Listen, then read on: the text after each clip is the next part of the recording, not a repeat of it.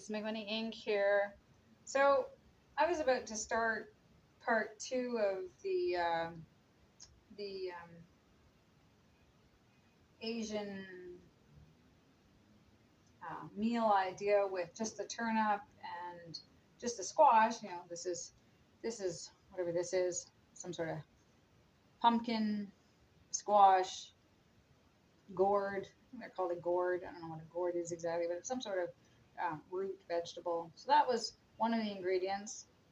And then that normally sits up there because my kitchen is a mess right now. It's cluttered hell. And this is the turnip. It's a very thick skin. It's waxy. I've left it so long. I've had this turnip for so long that it actually has a bit of root or leaf growing out of it. So during COVID, I got really scared about the shortage of food and stuff, and I started to do some research about how to grow vegetables at home. And one of the things they said is that you can actually cut the end off of a lettuce or a celery, and probably this too, since it's growing. You cut the end of a turnip off and bury it in the ground, and you may very well get another turnip. So that's one idea for farming.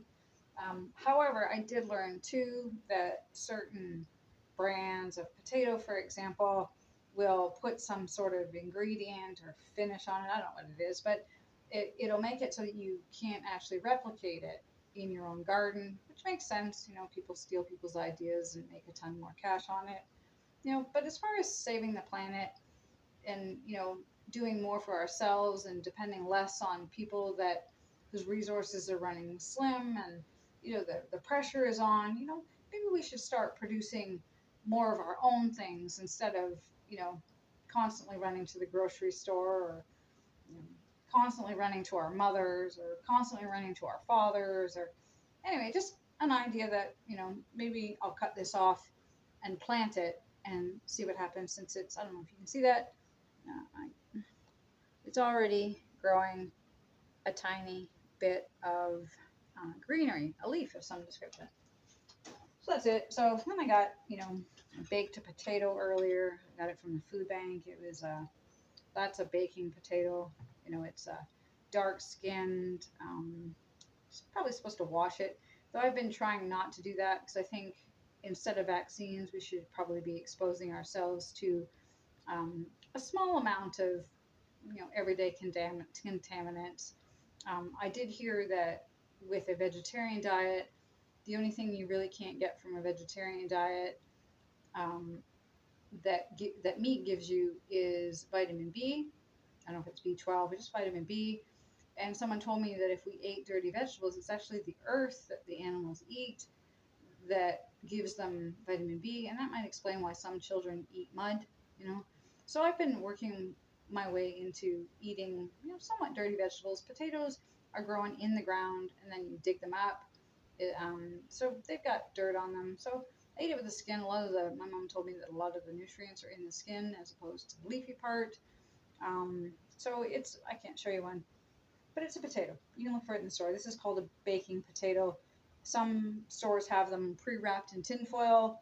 You put it in the oven at 350 degrees Celsius. That's 175 degrees Fahrenheit. And you bake it for approximately an hour and a half or until the knife goes in it, somewhat easily. Okay? Then you take it out and you can put butter on it. You can take out the inside and prepare it with spices or onions or anything really, and then put it all back in the skins. That's called stuffed potatoes. You can take just the skin off if you don't want to eat the skin, and you can deep fry the skin. You can I don't know, candy it. You want to add some sugar and some molasses and candy it. Slice it up in little pieces and add it to a granola. I don't know. Use your imagination. Anyway, this is a mess. I've left the knife out too long. It's all crusty. Now I'm gonna have to scrub the stupid knife. Same with the fork, the plate as well. Now I'm gonna have to scrub it. I usually, put the potato in a dish if I'm not going to eat it right away, or wrap it and then rinse the dishes so it doesn't look like this. Now I'm angry with myself. So yeah, this dish, I had these eggs from the food bank, and It caused terrible, terrible cramping. Oh my God, I was in so much pain. I think it was just gas and maybe a blockage of feces or poop. So it's really painful, but if I massaged my gut for 2 days quite firmly, massage it quite well, um, it worked pretty good. But it is quite painful to do. Also, laying on my stomach helped alleviate the gas, but it took me about 2.5 days to get rid of the pain, and it was really severe. So, yeah, eggs, I don't know. Maybe it's a punishment for eating somebody else's kids. I don't know. Anyway, this is the leftover, and I'm gonna clean this dish and put the potato in it and put the lid on it. Yeah. So I also hesitate to even put the remnants of this egg down the drain because I know there's probably animals that eat off the bottoms of our sinks. I know there's such a thing as drain flies. They look very similar to fruit flies, except they're a little larger, and they eat the grunge in your drain instead of fruit. So if you have an infestation of what appears to be fruit flies, if they're fruit flies, you take a little dish, you put some citrus fruit in it, lemon or lime and an orange, and then you cover it with saran wrap or plastic wrap or a Ziploc baggie, as long as it's fairly airtight. Put an elastic around it, and then you poke tiny little holes in the saran wrap with a toothpick, and then leave it out for several days, and the fruit flies will find their way into the dish, and you can actually take them outside and let them go, as opposed to kill them once the majority of them get inside. That's fruit flies. There's also drain flies, which probably eat more like rotting food and things like that. The best way I found to get rid of drain flies is to, I don't know if they come out of the drain because they have nothing to eat. Probably not. Probably come out of the drain because it's too dirty, maybe. So, clean your sink, your drain with baking soda and vinegar. And that is a more natural way to eat the grunge out of your sink. Enough that the drain flies tend to go back down or go wherever they go when they have enough to eat. Anyway, and then there's also the fungus gnats. So fungus gnats come when you've overwatered your plants, the soil is too wet, the roots become very moist, and fungus gnats, very similar to fruit flies, but different shape than fruit flies, and more round and chunky as opposed to long and um, long and narrow. And the best way I found to get rid of fungus gnats is to let your plants dry out completely. And then because they have nothing left to eat, I don't know where they go, elsewhere, I don't know, die, I don't really know. I hope they don't die, but anyway, they're not in my house.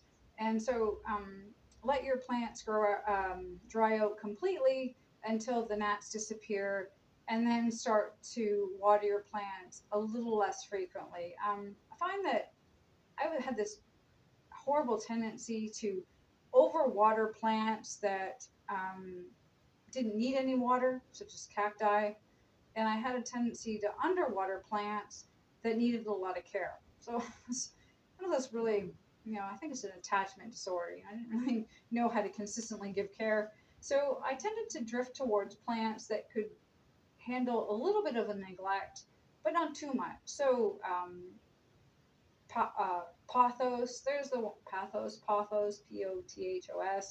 They're a heart-shaped leaf kind of thing. They're a nice color, and they tend to be the ones that vine around your apartment or the office or whatever. They're fairly middle of the road. They don't take much light, so they grow fairly well in dimmer light, not no light, but dimmer light, and yeah. So and they handle a little bit more neglect than other plants.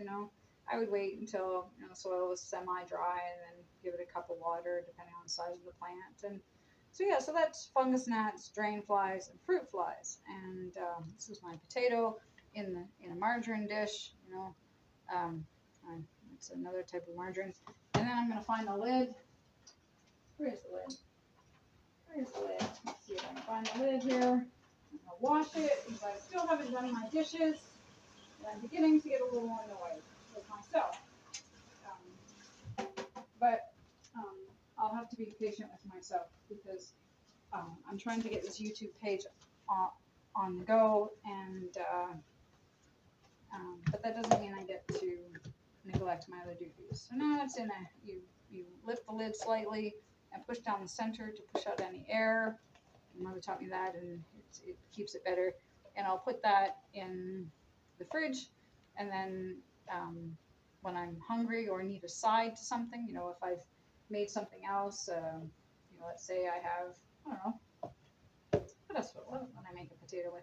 Let's say I make eggs and toast for breakfast, and scrambled eggs, toast, and a slice or two of bacon. I can dice up this potato. It's already cooked, so I can fry it in a pan with a little bit of oil and make somewhat of a home fry. Season them a little bit with some garlic and salt and pepper, a little bit of garlic and salt and pepper. Or I can cut it up into parts and put it on a baking sheet with tin foil and do much the same thing. Bake it into home fries. You can cut it into parts and deep fry it. You know, if you have a deep fryer and make homemade home fries out of a leftover potato, just, you know, that would probably serve probably 3 or 4 people if you only need a small amount of potatoes.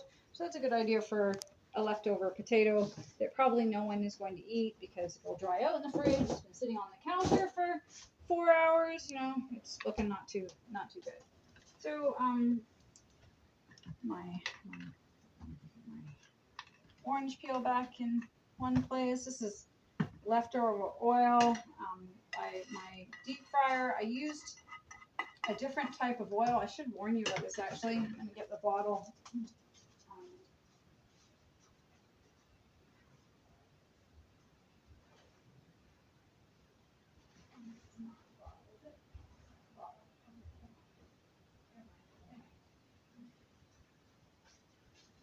I can't find the bottle. I bought this oil for my deep fryer. I was cleaning it and replacing the oil because it gets dirty.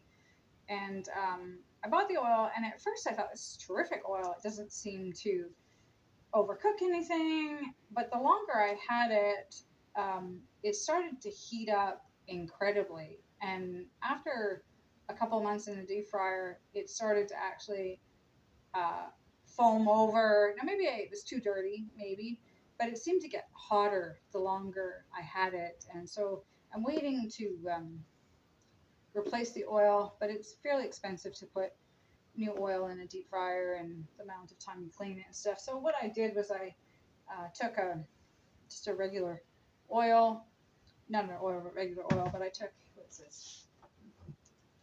This is it has no brand on it. Longo's, it says. Longo's 100% canola. Now this is a nice light oil that makes French fries well. Growing up, my adopted mother had what she called a chip pan, because in Scotland they call it fish and chips. They do here too, but we call them chips. And it was a deep pot that she filled with lard, we called it, or what's it called? Lard or shortening. And she would put it on the stove and melt it.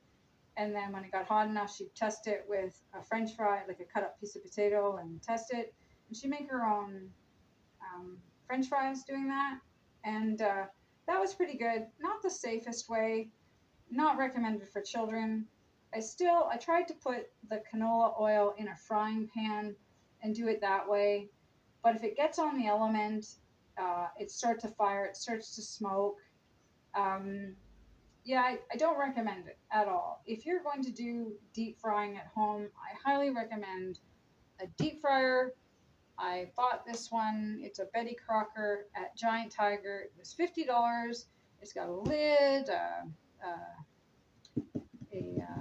basket. You know, it's got instructions on how to do fish and chicken and stuff. I recommend that. Yeah, I find that with a deep fryer, if you have children, probably not a good idea. Probably not at all. Don't even bring it in the house, because if you're ever out, or you know, a child wakes up in the middle of the night and decides they want French fries, or I don't care what it is. It is so easy for a deep fryer to overflow. If it doesn't start a fire, it'll cause severe burning, and so I just don't recommend it. So, like I said, when your children get older, if it might be something to look into. But if I would recommend anything, I would bake French fries. I would coat them in olive oil or canola oil in a bowl.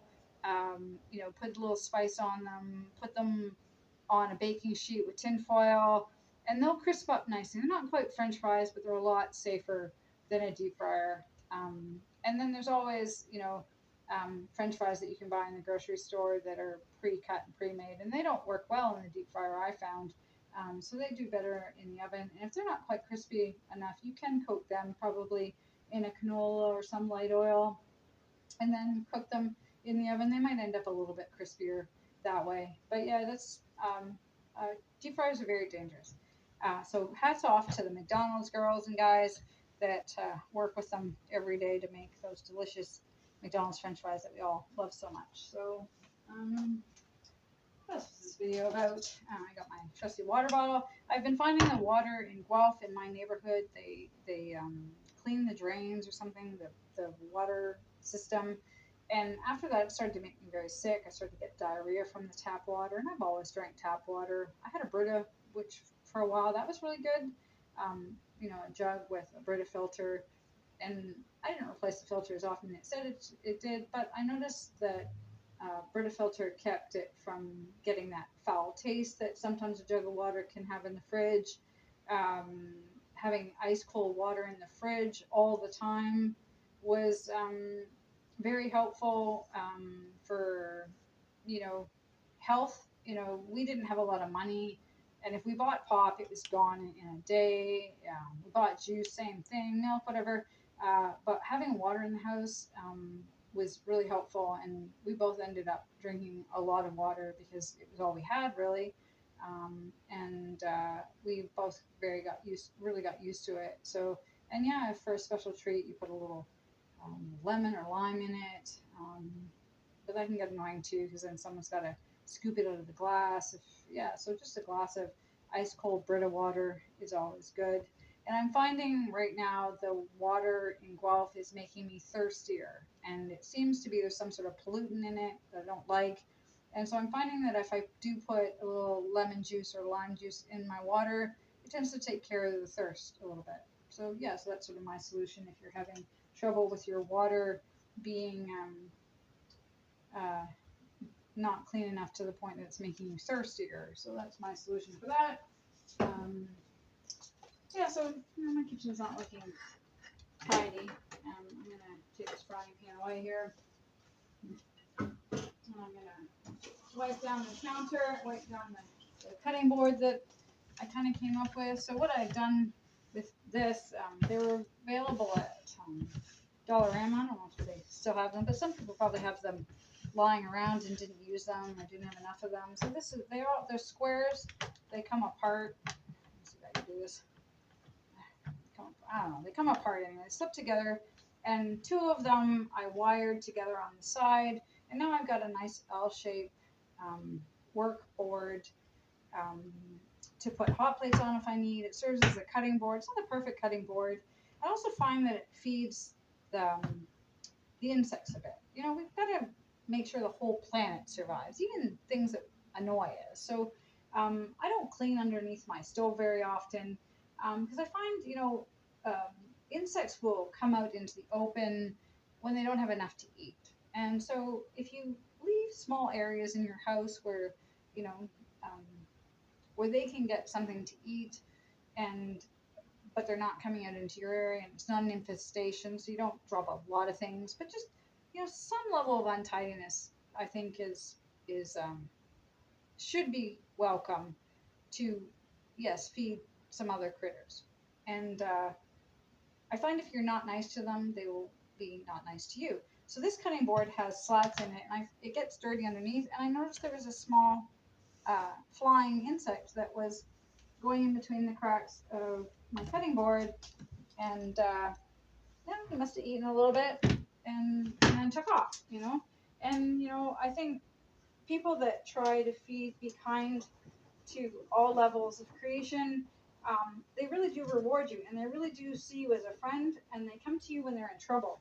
So if you see one, flying around you, um, I'm not saying you need to necessarily feed it because, yeah, that might make some people in your household or some people in your company uncomfortable. But at least try and say hi. At least because we don't really know. Some churches and things believe in reincarnation, and I don't have any answers. I was brought up Roman Catholic, but I don't really have. I don't think Roman Catholics have the cornerstone on religion. So there is a possibility that those insects are uh, a human inside, or I've seen a video on YouTube recently where a woman was saying that her dog understands English completely, and they're having a different relationship because she's treating him as if he was human in dog form. And I was really sad to watch that dog because he looks very sad. And I can imagine if one day I just woke up and I couldn't speak and I didn't know how to walk because my legs were all, I had four of them instead of two of them, and maybe I was there because I did something really bad in the last life. I don't really have any answers. All I know is that we should probably treat animals, insects, babies, fetuses, all those things with a level of respect because we really don't know. We really don't know. So that's it. In the next video, I'm going to, like I said, not the next one, but I'm going to try and turn these two items, this turnip, and this squash pumpkin type thing, don't know the name, into dinner, a Asian style. I've decided to do a 3-course dinner. Thanks for watching. Unity, love, and what's the other one? Love and service. Yes. Thanks.